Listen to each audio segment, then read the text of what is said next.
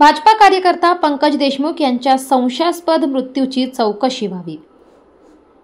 बुलढाणा जिल्ह्यातील जळगाव जामोद येथील भाजपचे कार्यकर्ते तथा आमदार संजय कुटे यांच्या गाडीचे चालक पंकज देशमुख यांचा महिनाभरापूर्वी संशयास्पद मृत्यू झाला असून अद्यापही पोलिसांनी या प्रकरणाची चौकशी करून आरोपींना शासन केले नाही। यासाठी आज सोमवारी स्वर्गीय पंकज देशमुख यांच्या मृत्यूची सीआयडी मार्फत चौकशी व्हावी यासाठी जळगाव जामोद येथील उपविभागीय अधिकारी कार्यालयावर सर्वपक्षीय मोर्चा काढण्यात आला होता। या मोर्चात पंकज देशमुख यांच्या पत्नी सुनीता देशमुखसह त्यांची लहान मुले, सर्वपक्षीय नेते व कार्यकर्ते मोठ्या संख्येने नागरिक यामध्ये सहभागी झाले होते। आपण जी योजना सिंदूर म्हणून राबवली आहे पहलगाम मध्ये, तशीच योजना आपल्या महाराष्ट्रामध्ये राबवण्याची गरज आहे। जे गुन्हेगार उघड्यावर आज आदत फिरत आहेत अन्याय करून, तर त्यांना शिक्षा मिळायला हवी, तेव्हा कुठे ह्या सगळ्या गोष्टींना आळा बसणार आहे। त्याशिवाय नाहीतर हे प्रकरण असेच चालू राहणार आहे।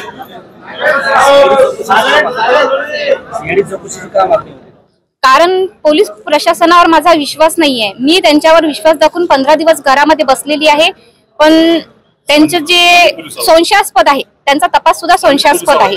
स्थानिक पोलीस प्रशासनावर जळगावचा त्यांचा तपास संशयास्पद आहे, त्याच्यामुळे माझा त्यांच्यावर विश्वास नाही आणि माझ्या पत्नीची निपक्ष जी आहे तपासणी झाली पाहिजे।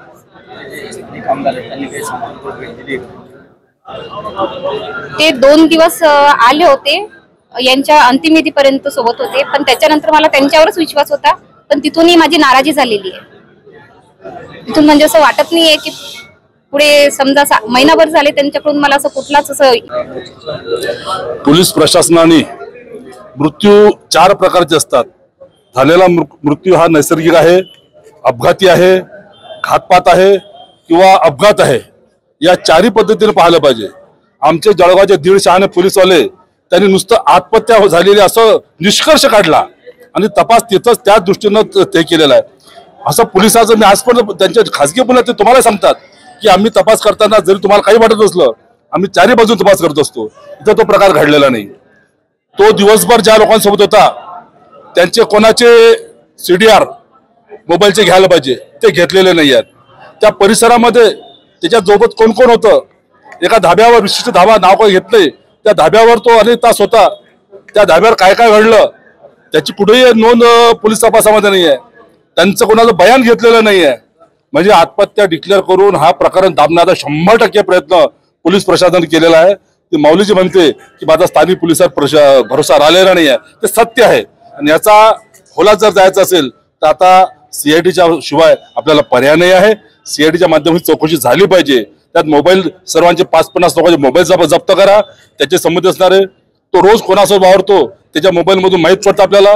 त्याला आलेले फोन, गेलेले फोन, त्या लोकांना आलेले फोन, गेलेले फोन, ते कुठे होते, कोणत्या टावरवर होते, या सर्व गोष्टी आपल्याला सांगायची गरज नाही। आपल्याला जास्त त्यांना माहित आहे, हे आपण त्यांच्याकडे शिकलेलो आहोत, पण तरी ते याचा कुठं वापर करून राहिला आहे, हे फार मोठं दुर्दैव आहे।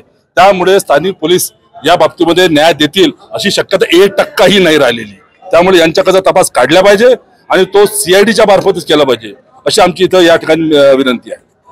2 प्रश्न। तुम्ही म्हणताय स्थानिक पोलिसांवर विश्वास नाही, ते योग्य चौकशी करू शकणार नाही, या त्यांच्यावर कुणाचा दबाव आहे? दुसरा प्रश्न, जर तो घातपात असेल तर त्याला काही राजकीय पार्श्वभूमी आहे?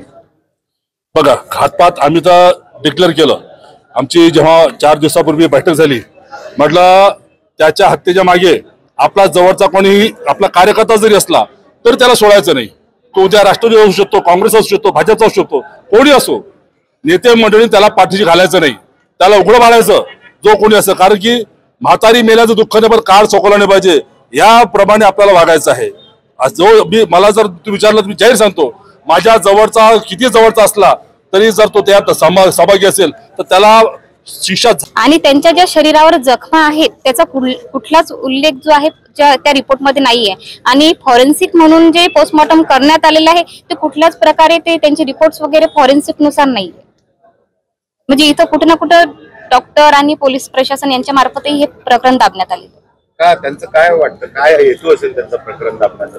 कारण पोलीस त्यांच्यावर डॉक्टर जे आहेत ते शासकीय कर्मचारी असतात, त्यांचा काय उद्देश असेल प्रकरण दाबण्याचा?